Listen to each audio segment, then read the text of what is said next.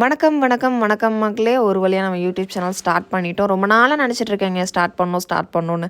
ஆனால் அதுக்கான சுச்சுவேஷன் வரவே இல்லை. ஒரு வழியாக வந்து நம்ம பிறந்தநாள் அன்றைக்கே வந்து சேனல் ஸ்டார்ட் பண்ணியாச்சு.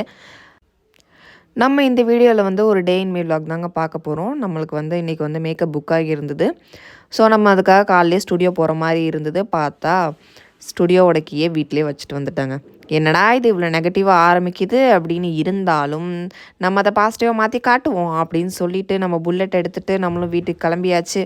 போய் வீட்லேருந்து சாவியெல்லாம் எடுத்துகிட்டு ரிட்டன் வந்து எல்லா திங்ஸையும் பேக் பண்ணி வச்சுட்டு நம்மளும் வந்துட்டு மேக்கப்புக்கு கிளம்பியாச்சுங்க.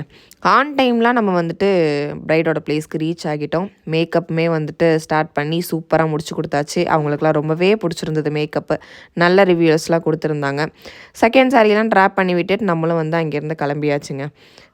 ரிட்டன் போகிறப்ப தான் வந்து நம்ம கால் வந்துச்சு. பார்த்தா வந்து நம்ம தோஸ்து வந்து வந்திருக்காங்களாமா. ஏன்னு கேட்டால் நம்ம பிறந்தநாளுக்கு சர்ப்ரைஸ் பண்ணுறதுக்காக.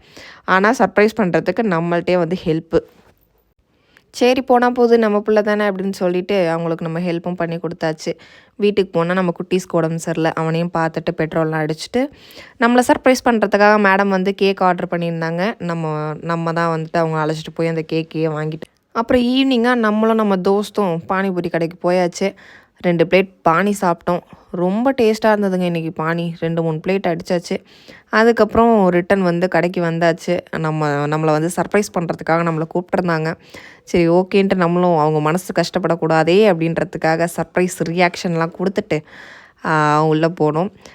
மாப்பிள்ளை இவர் தான், மாப்பிள்ளை போட்டிருக்கிற சட்டை வந்து என்னோடது அப்படிங்கிற மாதிரி பிளான் போட்டதெல்லாம் நம்ம தோஸ்து தான். ஆனால் அதை எக்ஸிக்யூட் பண்ணது வந்து நம்ம தான்.